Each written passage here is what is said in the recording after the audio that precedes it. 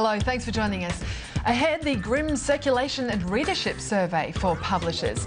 We'll get the thoughts of Women's Weekly Editor-in-Chief Helen McCabe on the future for magazines, the media frenzy surrounding the US President's visit, and TV hosts changing chairs. But first, the independent media inquiry has been holding hearings in Sydney this week, with the CEOs of the country's biggest newspaper publishers appearing. Outgoing News Limited CEO John Hartigan telling the inquiry today that the notion that news wields great influence over its audience was an insult to readers. There have been calls for greater power and government funding for the Press Council to regulate news media.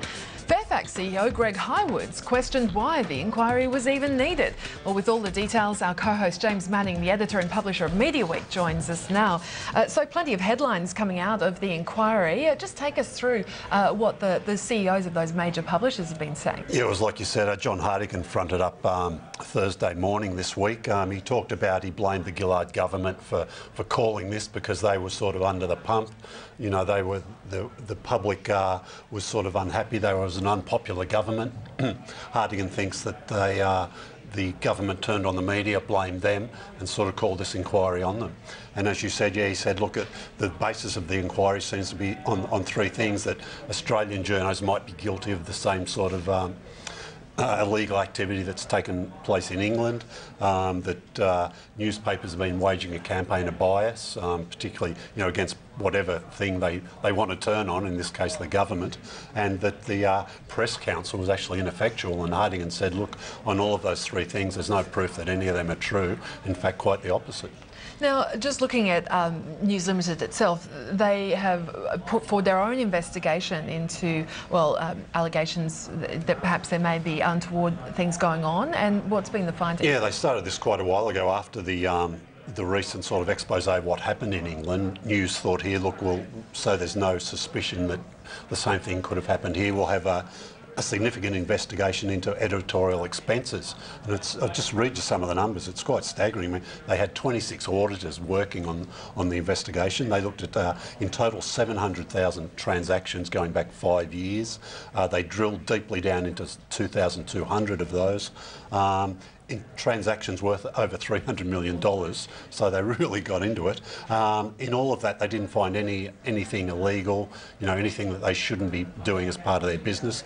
They did actually uncover some private investigations, but then they interviewed all the people in the situations that they were hired, and there was sort of no wrongdoing there, and they sort of strengthened their sort of editorial policy for the future to make sure that they're authorised at quite a high level if they do call on in private investigators in the future.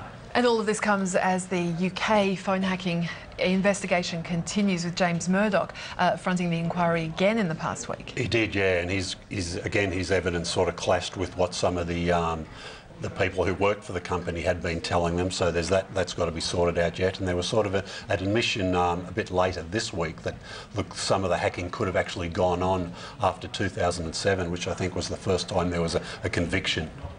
All right, now let's just stay with the print industry. And there were some big circulation and readership falls for newspapers and magazines in the latest quarterly surveys.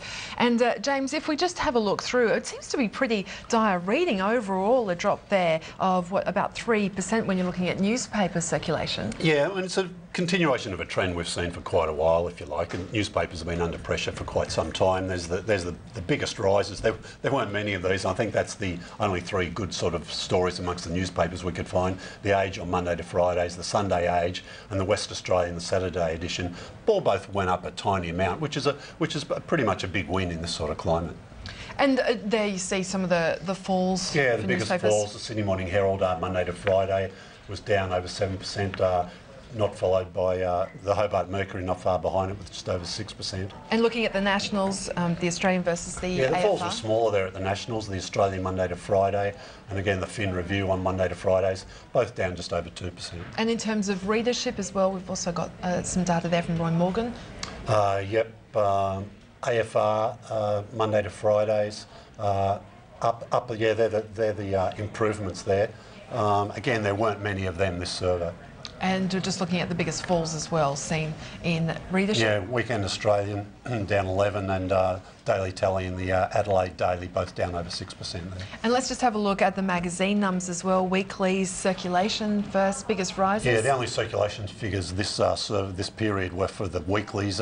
Just 2 went up at the sort of quality end of the weeklies, if you like, both Who and Grazia. Grazia in particular has been under a bit of pressure, people thinking it was, not working, but they've held on to their numbers, which is a good result for them. And the worst performing, where we saw the biggest Yeah, falls? men's market doing very, very badly. Zoo Weekly's been had a couple of big falls and it's sort of still on the way down. And some of the, if you like, the trashier end of the tabloid end of the celebrity weeklies haven't been doing it well, and NW didn't do too well. And just overall looking at readership as well, InStyle seeing the biggest rise? Yeah, in general, magazines have been faring a little bit better than newspapers. They're a bit of a niche market, if you like. They sort of focus in on people's interests. InStyle did very well. Shop Do You Drop, one each from Pacific and one from ACP there.